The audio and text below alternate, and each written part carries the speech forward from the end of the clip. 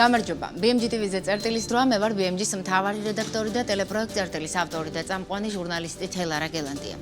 საგადასახადო შეთანხმებების რეფორმაა დღევანდელი წერტილის ფოკუსში. უпростоრედ დაპირება საგადასახადო შეთანხმებების პრაქტიკის რეფორმირებაზე, რომელსაც ქართული ოცნების მთავრობა 2020 წლიდან აანონსებს. საგადასახადო შეთანხმების მანკიერი პრაქტიკა ან უნდა გადაიხედოს, ან უნდა გაუქმდეს. თქვა გიორგი გახარია პარლამენტში 2020 წლის დეკემბერში, როცა პრემიერობის კანდიდატი იყო. პარლამენტის ტრიბუნიდან ნათქვამი მომავალი პრემიერის სიტყვებმა კი მალევე ოცნების საარჩევნო პროგრამაშიც გადაინაცვლა და 2021-2024 წლების სამთავრობო პროგრამაში სახელწოდებით ევროპული სახელმწიფოს მშენებლობისთვის ჩაიწერა, რომ გადაიხედება საგადასახადო შეთანხმებების პრაქტიკა, მნიშვნელოვანია აღნიშნულ საკითხზე ფართო დიალოგის დაწყება, რომელიც შეაფასებს საგადასახადო შეთანხმებების პრაქტიკის მიზანშეწონილობას კონკურენტუნარიანი გარემოსა და ეკონომიკაზე ზეგავლენის მიმართულებით. ეწერა პროგრამაში. ამ წლების განმავლობაში საგადასახადო შეთანხმებების პრაქტიკის რეფორმირებაზე კონკრეტული არაფერი გაკეთებულა. მიუხედავად იმისა, რომ ოპოზიციაში გადასული გიორგი გახარიას გუნდის წევრები უკვე პარლამენტიდან სვამდნენ კითხვებს ამ რეფორმის თაობაზე. აღსანიშნავია, რომ 2025-2028 წლების სამთავრობო პროგრამაში სახელწოდებით მხოლოდ მშვიდობით, ღირსებით, კეთილდღეობით ევროპისკენ საგადასახადო შეთანხმებების პრაქტიკის გადახედვაზე საერთოდ არაფერი წერია. ნიშნავს თუ არა ეს იმას, რომ ოცნებამ საგადასახადო შეთანხმებების გაფორმების სისტემის აი ამ პრაქტიკის რეფორმირება გადაიფიქრა, თუ არა რატომ არაფერი წერია სამთავრობო პროგრამაში. ამ და სხვა კითხვებით BMG-მ ფინანსთა სამინისტროს შემოსავლების სამსახურს მიმართა, საიდანაც მოგვწერეს, რომ დღეისათვის საგადასახადო შეთანხმებების პრაქტიკის გადახედვის მიზანშეწონილობის საკითხზე ფინანსთა სამინისტროში მუშაობა არ მიმდინარეობს. ჩვენ დავაბრუნეთ კითხვა, რატომ ველოდებით ამ კითხვაზეც პასუხს. სხვა ერთი კითხვების მიუხედავად არ გვიპასუხეს ჯერჯერობით დღეს არსებული მოდელის ნაკლოვანებები, ასევე რა არის. ამიტომ გადავწყვიტეთ საგადასახადო შეღავათების არსებული მოდელი და მისი სუსტი მხარეების სტუმართან ერთად გავაანალიზოთ, შეიცავს თუ არა კორუფციის და კონკურენციის პრინციპის დარღვევის რისკებს, საგადასახადო შეთანხმებების არსებული პრაქტიკა და რატომ საჭიროებს მოდელი რეფორმირებას. წერტილის კითხვებს დღეს აუდიტორული და ბიზნეს საკონსულტაციო კომპანია კრესტონ ჯორჯიას მმართველი პარტნიორი დავით პაპიაშვილი უპასუხებს, თუმცა ვიდრე ინტერვიუს დავიწყებთ, მინდა რამდენიმე ინფოგრაფიკი გაჩვენოთ, რომელიც საგადასახადო შეთანხმებებს ეხება. როგორც BMG-ის მიერ შემოსავლების სამსახურიდან გამოთხოვილი ინფორმაციიდან ირკვევა, ბოლო 10 წელიწადში ქართული ოცნების მთავრობამ ბიზნეს გადასახადის გადამხდელებს სულ 8088 საგადასახადო შეთანხმება გაუფორმა, მაგრამ უცნობია ვის რამდენი მილიონი საბიუჯეტო დავალიანება აპატია ან ჩამოეწერა. როგორც ხედავთ, წლიურად 300-დან 600-მდე მერყეობს ძირითადად გაფორმებული შეთანხმებების რაოდენობა, გარდა 2021 წლისა, როცა 3000-ზე მეტი შეთანხმება გაუფორმდა ბიზნესს. აღნიშნული გამოწვეულია იმით, რომ 2021 წლის მაისში მთავრობამ პანდემიით გამოწვეული ეკონომიკური სირთულეების დაძლევის მიზნით გადასახადის გადამხდელებს მისცა შესაძლებლობა ძირითადი თანხის გადახდის პირობით სრულად შეემცირებინათ დარიცხული ჯარიმა საურავები. შემოსავლების სამსახურის ინფორმაციით 8088 გადასახადის გადამხდელს, რომელთანაც შემოსავლების სამსახურმა გააფორმა საგადასახადო შეთანხმება ბიუჯეტის წინაშე 2.9 მილიარდი ლარის დავალიანება ჰქონდათ, ანუ თითქმის 3 მილიარდის. შეთანხმების შედეგად კი ბიზნესებს გადასახდელი თანხა 946 მილიონ ლარამდე შეუმცირდათ.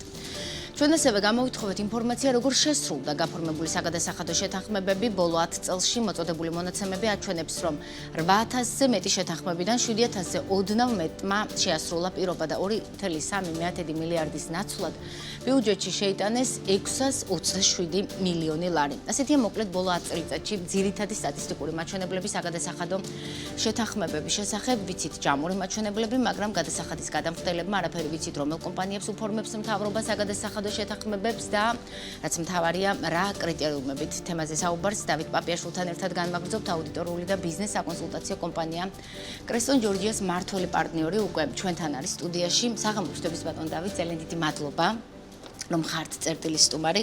პირველ რიგში ძალიან მოკლედ მინდა მაყურებელს ასევე მოვუყვეთ, რა პროცედურის გავლა უწევს გადასახადის გადამხდელს, ვიდრე მთავრობა მას საგადასახადო შეთანხმებას გაუფორმებს. ვიცით, რომ ეს საკითხი გადის მთავრობის ხდომაზე, გუშინაც ერთ-ერთი საკითხად იყო და რა არის დღეს არსებული მოდელის ყველაზე მთავარი ნაკლი თქვენი შეფასებით?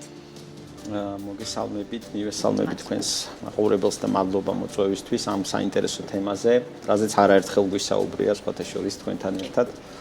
იცით, ორი სიტყვით რო ვთქვათ, რა წარმოადგენს შეთანხმება, ანუ სხვადასხვა სახის საგაზაფხულო დავალიანების მქონე გადამხდელები, ძირითადად დავალიანება შეიძლება შედგებოდეს სამი ნაწილისგან, ეს არის ძირითადი გადასახადი, ჯარიმა, საურავი, ან მხოლოდ შესაძლოა რაღაცა ეს კომბინირებული ვარიანტი იყოს. კანონით გათვალისწინებულია შესაძლებლობა, რომ თუ გადამხდელი დაუშვათ რაღაცა ნაწილს ამ დავალიანებისას გადაიხდის, მას შესაძლოა ეპატიოს შესაბამის გადაწყვეტილების შემთხვევაში დარჩენილი ნაწილი. მინდა ხაზი გაუსვა იმას, რომ კანონმდებლობით არ არის განსაზღვრული არანაირი წესები, ანუ დაუშვათ მინიმუმ ძირითადი გადასახადი უნდა გადაიხადოს გადამხდელმა, თუ ძირითადს პლუს ჯარიმის ნახევარი, რომ დანარჩენი ჩამოეწეროს, ხო? ანუ სხვა არის კიდე ჯარიმის ნახევრის ჩამოწერა ხდება სხვა შემთხვევაში, მაგრამ შეთანხმებით ეს განსაზღვრული არ არის, ხო? შეიძლება დაუშვათ ცოტათი მეტის გადახდა მოუწიოს, შეიძლება ეს არის 100%-ით დამოკიდებული შესაბამის სახელმწიფო სტრუქტურაზე, ვინც იღებს გადაწყვეტილებას. ერთადერთი რა ვიცი ჩვენ მთავრობა, მაგრამ შემოსავლების სამსახური ფინანსთა სამინისტრო დიახ და შემოსავლების სამსახური. რომ წარმოვიდგინოთ, ეს არის ანუ რაც გვაქვს კანონმდებლობით. ერთადერთი კანონმდებლობით წერია კანონში, რომ მიმდინარე გადასახადის მიმდინარე გადასახდელებზე შეთანხმება არ ფრონტება. აქ არის მეორე ნაწილი, რა ვიცით ჩვენ შეთანხმების შესახებ არაოფიციალურად, აი ესე რო ვთქვა, ზეპირად და ანუ მიდგომების დონეზე რაც არის ცნობილი. ცნობილია, რომ როგორც წესი ძირითად გადასახადზე ნაკლები რო გადაიხადოს გადამხდელმა და ანუ ამაზე არ წამოვლენ. თუმცა მთელ რიგ შემთხვევაში გადამხდელები ძირ გადასახადსაც იხდიან და მეცას და მაინც უარს ეუნებიან, ხო? და მეორე ვიცით ჩვენ შეთანხმების შესახებ არაოფიციალურად ესეც რომ რაც უფრო გადახდის უნარიანია გადამხდელი, დაუშვათ აქ ქონება, უძრავი ქონება, რომელიც დაყადაღებულია, რომელიც შეიძლება შემდგომში გაიყიდოს აუქციონზე შესაბამისი კანონმდებლობით, ანუ აქაც უფრო რთულად მიიღება გადაწყვეტილება. ეს მე ვამბობ არაოფიციალურად რაც ვიცით, აი ეს ზეპირად, მაგრამ საქმე იმაშია, რომ აი თუნდაც ეს ორი კრიტერიუმი რო იყოს გადამწყვეტი, ხო, რომ დავუშვათ ძირზე ნაკლები არ უნდა შევთავაზოთ, რომ გადავიხადოთ, რომ წამოვიდენ და მეორე რომ დავუშვათ თუ ქონება არ აგვაქვს, უფრო ადვილად რომ წამოვიდენ. აი ეს ორი კრიტერიუმიც რომ მივიჩნიოთ მათ სახელმძღვანელო კრიტერიუმებად, ხო? პრაქტიკა აჩვენებს ყველაფერს საწინააღმდეგოს გამომდინარე იქიდან, რომ არის ძალიან ბევრი გადამხდელი, ვისაც არ აქვს ქონება, დაუშვათ რაც დაყადაღებულია და მაინც უარს ეუნებიან, ან ვიღაცას ქონება აქვს და თანხმობას ეუნებიან, ხო, ანუ დაუშვათ. და მეორე მომენტი არის ის, რომ ჩვენ არ ვიცით, ანუ იმის გარანტიაც არ აგვაქვს, რომ ვიღაცა შეიძლება გადასახადზე ნაკლებს იხდიდეს და ვიღაცა მეც იხდიდეს და ასე შემდეგ. ანუ ერთის მხრივ კანონმდებლობაში არანაირი წესები და დათქმა არ არის, ვის უნდა კრიტერიუმები ესე რომ ვთქვა. მეორეს მხრივ რაღაცა ის არაოფიციალური მიდგომები, რაც ჩვენ ვიცით ზეპირად, თუმცა ესეც არსად არ წერია, პრაქტიკაში ყველასთვის არ მუშაობს. ანუ ვიცი, დაუშვათ ბევრი შემთხვევა ყოფილა, რომ ორი ზუსტად ერთი და იგივე შემთხვევა კომპანიების ერთს კი უთხრეს, მეორეს არა დაუშვათ. გადახდისაშიც ხდიათ? კი, ძალიან ბევრი ყოფილა ეს და ეხლა ის რომ ხსნიან რატომ, ხო?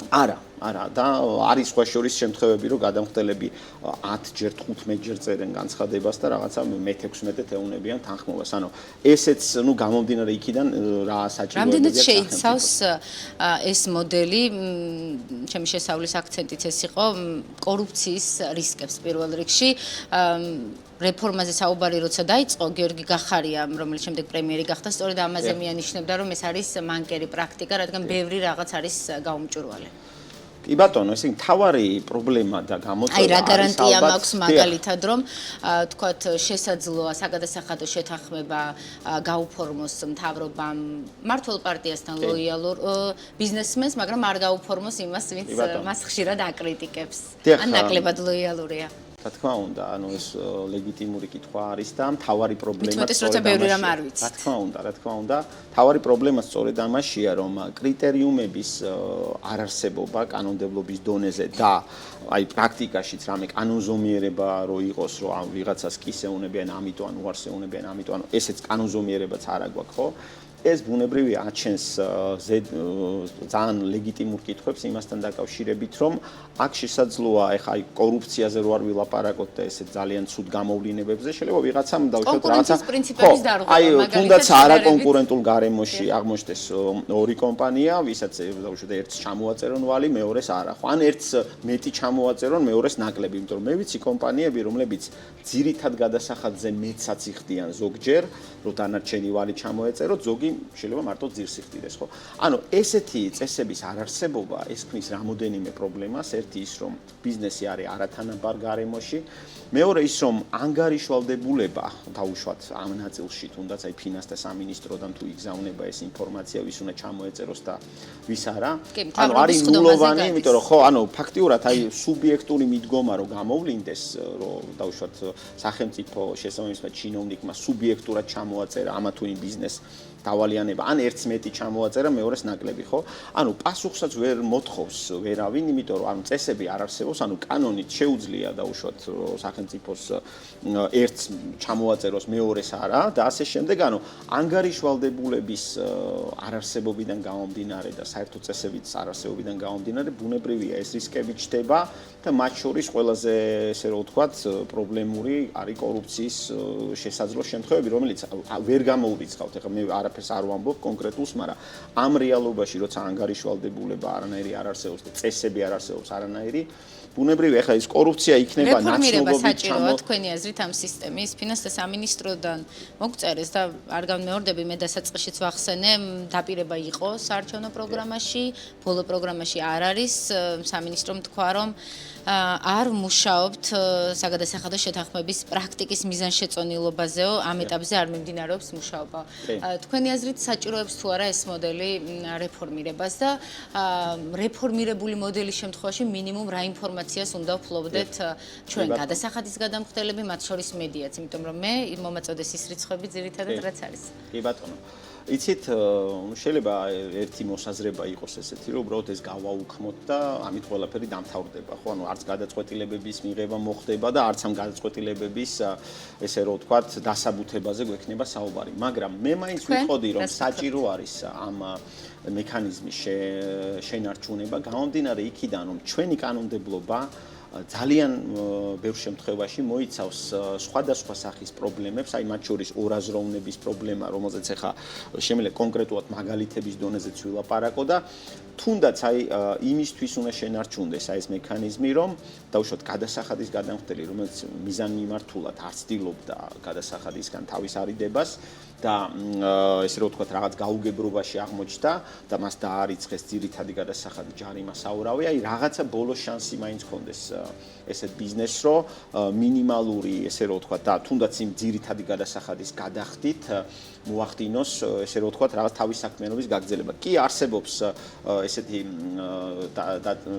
ნორმა კანონში, რომ თუ ძირს გადაიხდის გადამხდელი და ჯარიმის ნახევარს, მას მეორე ჯარიმი დარჩენი ნაწილი ეპატიება, მაგრამ ეს შეიძლება არ იყოს საკმარისი და ანუ მე აი ასეთ შემთხვევაში, თუნდაც აი ესეთ შემთხვევებში ხედავ ამ შეთანხმების, ესე რომ ვთქვათ, საჭიროებას.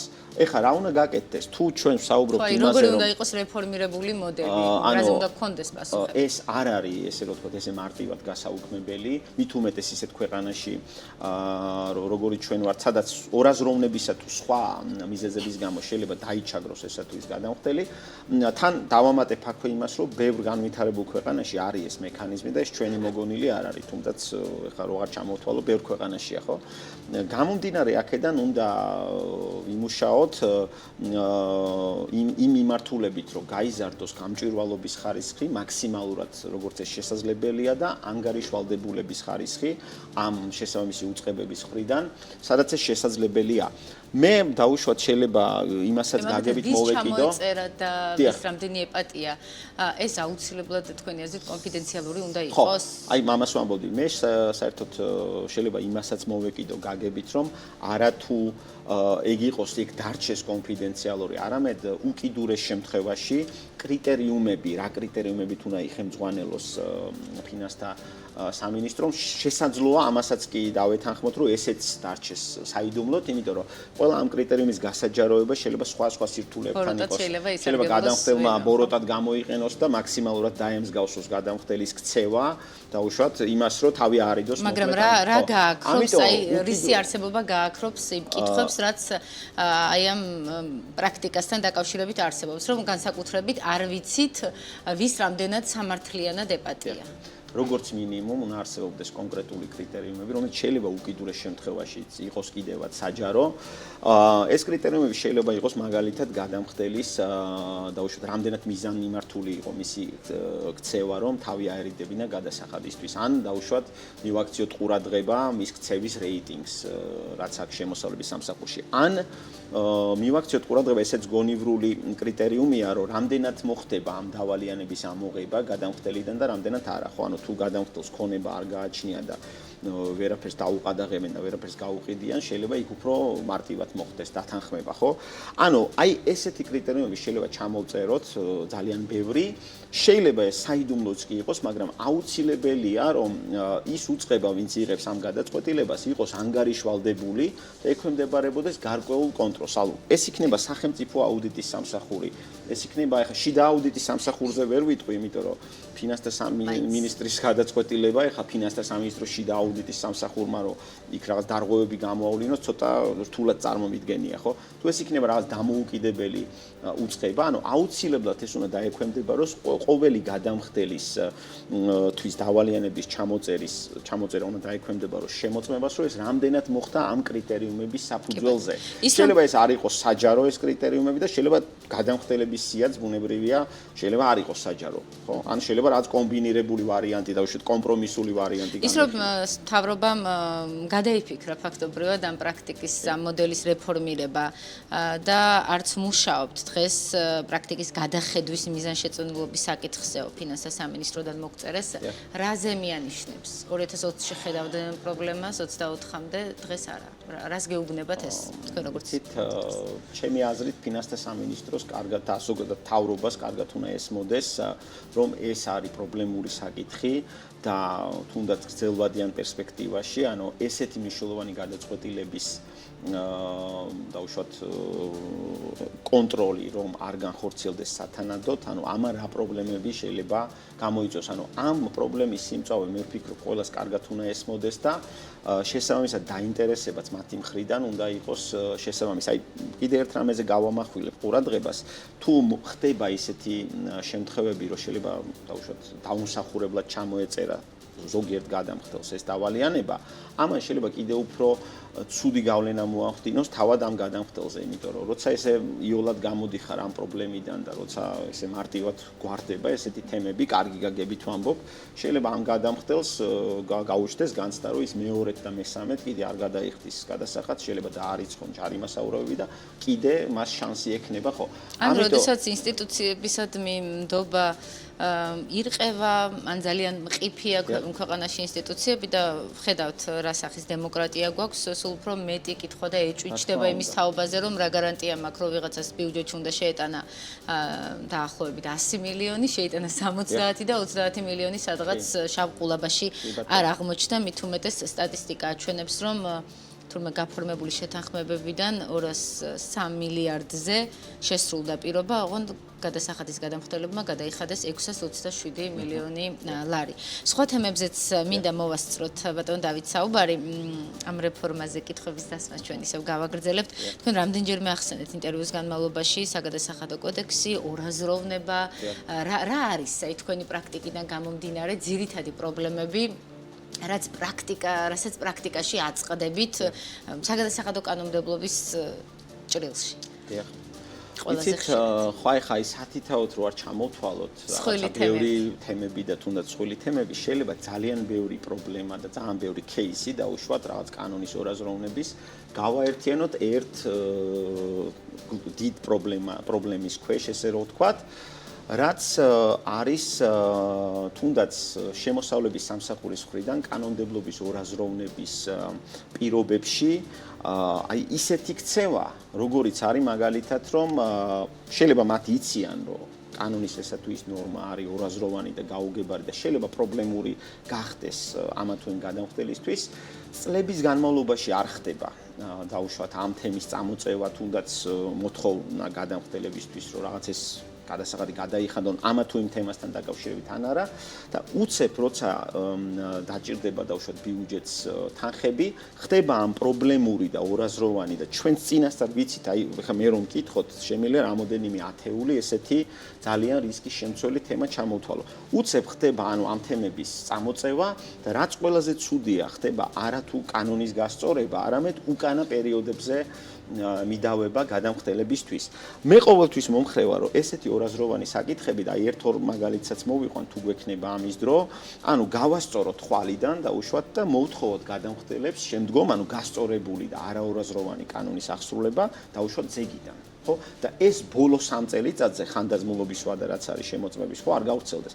აი მაგალითს მოვიყვან, ცნობი უკვე რაც მოხდა და ერთი რამოდენიმე მაგალითი შემიძლია რისკის შემცველი საკითხებიდან ჩამოვთვალო. აი მაგალითად ვირტუალური ზონის პირის სტატუსის მქონე საწარმოები თქვენს ეთერში ალბათ 10 ჯერ ვარ ნამყოფი რომ იქ იყო რაღაც ორაზროვნება, შეიძლება რომ რაღაცა გადამხდელმა ეს ბოროტად გამოიყენა, დააჯარიმეს ძალიან ბევრი ამ სტატუსის მქონე გადამხდელები და ბოლო 2 წელიწადში შემოსავლების სამსახურმა შეცვალა მიდგომა 3-ჯერ და მე გამოვიდა რომ შეიძლება 70% ამ გადამხდელებისა დააჯარიმეს არასწორად.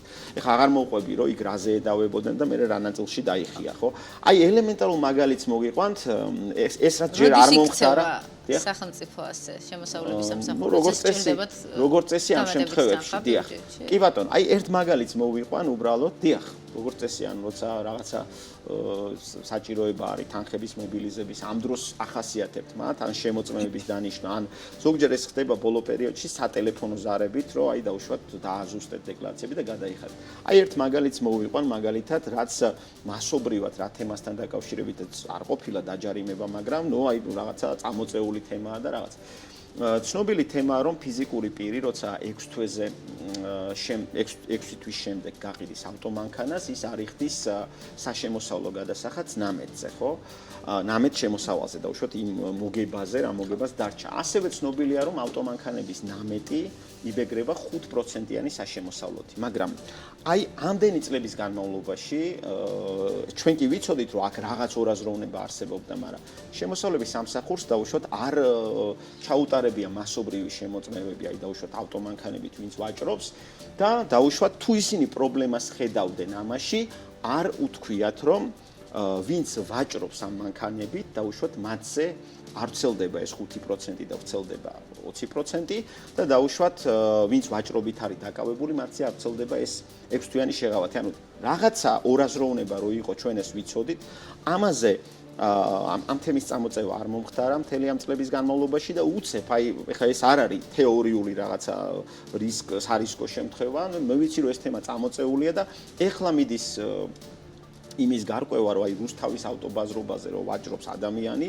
ეს არის ათასობით ადამიანზე საუბარი, მას 5% ეკუთვნის საშემოსავლო თუ 20, თუ დაუშვათ 6 თვიანი შეღავათი ეკუთვნის თუ არა, ხო?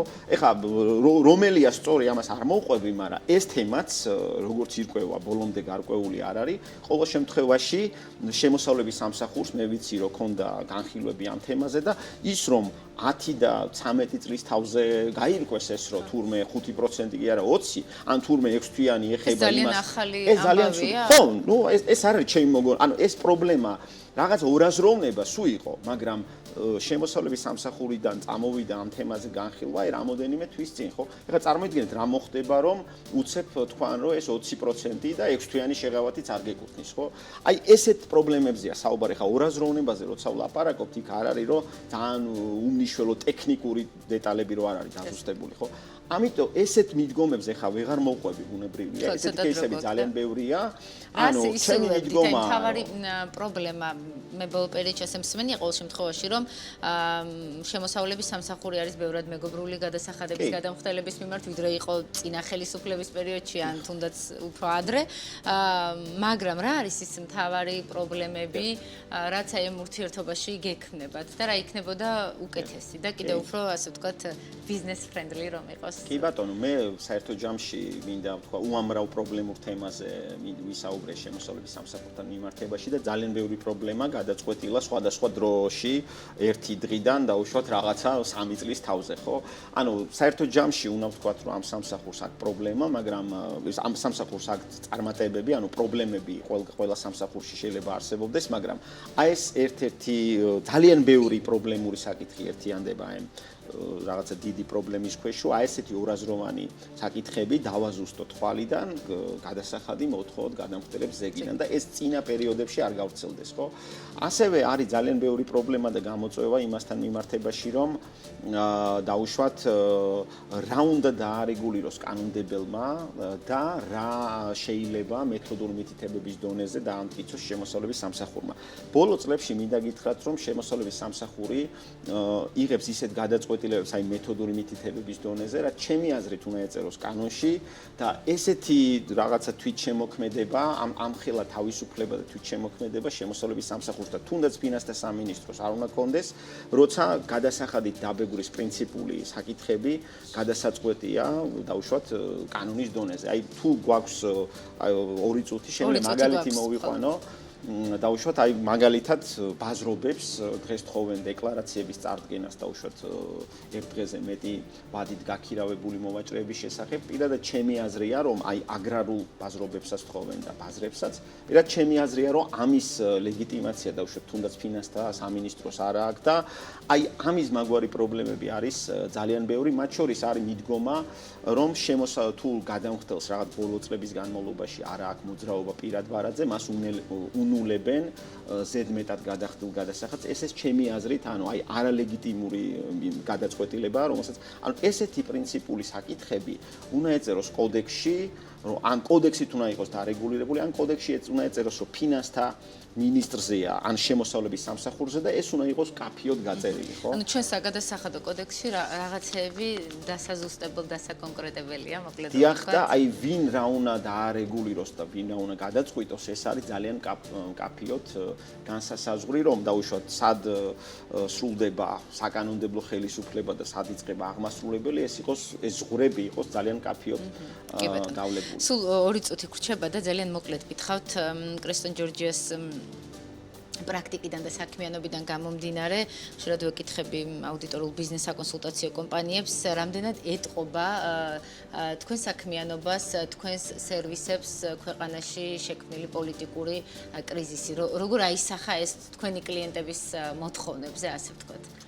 დიახ, მინდა გითხრათ, რომ 2024 წელი ზოგადად ძალიან მაღალი ზრდით დავასრულეთ, თუმცა ის რაღაცა სირთულეები და გამოწვევები ალბათ წლის მეორე ნახევრისკენ იყო და შესაძლოა ამიტომაც დაუშვათ ამან შეიძლება ისეთი გავლენა ვერ მოახდინა. ფაქტურად ყველა მიმართულებით ეს არის ფინანსური აუდიტის მიმართულება თუ საგადასახადო თუ კონსულტაციები თუ რაღაცა აუთსორსინგი და ასე შემდეგ ძალიან მნიშვნელოვანი ზრდა ჰქონდა.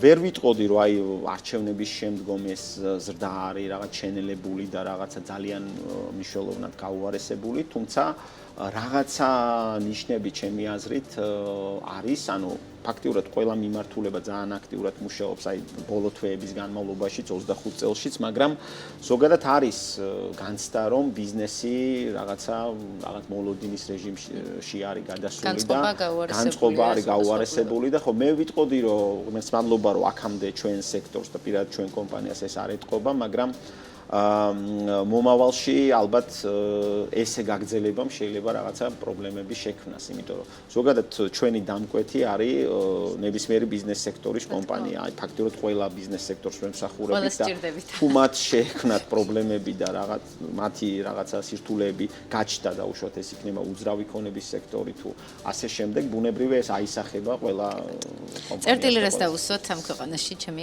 ტრადიციული ბოლო კითხვა და დავასრულოთ. თუნდაც თქვენ სფეროში რა არის ყველაზე სუსტი წერტილი ან საგადასახადო მიმართულებით?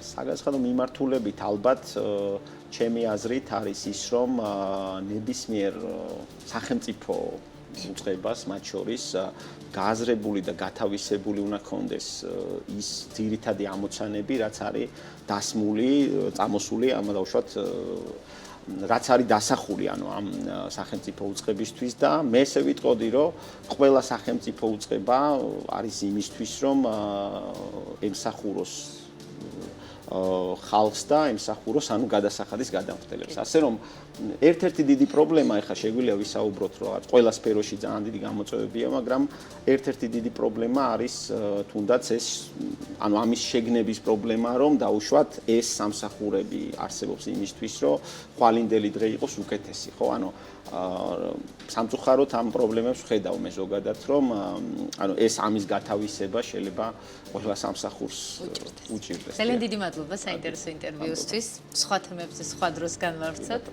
წერტილი დღეს ამით დასრულებულია. ჩვენს კითხვებს პასუხობდა აუდიტორული და ბიზნეს საკონსულტაციო კომპანია კრესტონ ჯორჯიას მმართველი პარტნიორი დავით პაპიაშვილი. მე ხვალამდე გებრუნდები.